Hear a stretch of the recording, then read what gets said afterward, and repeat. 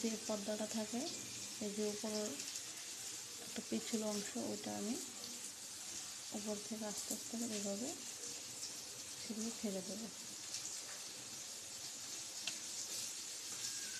এই যে এরকম অংশ,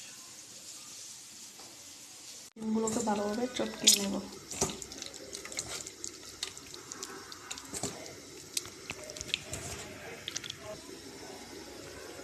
এই যে উপরে যে হালকা একটা লেয়ার থাকে, এটাকে আমি ফেলে দেবো।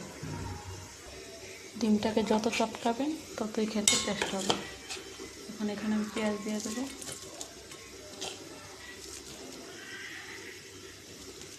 দিয়ে দিচ্ছি কাঁচা লঙ্কা কুচি,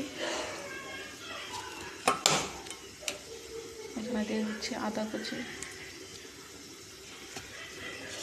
এখানে দিয়ে দিচ্ছি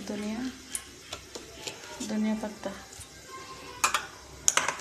এখানে দিয়ে দিচ্ছি পেঁয়াজ বাটা,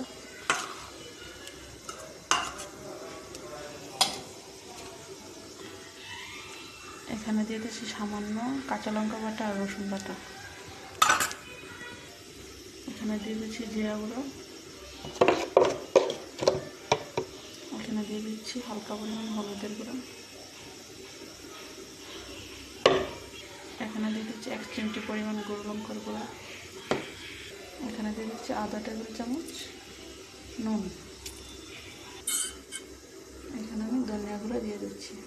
আমি এখন মাখিয়ে নেব, ভালোভাবে মাখিয়ে নেব।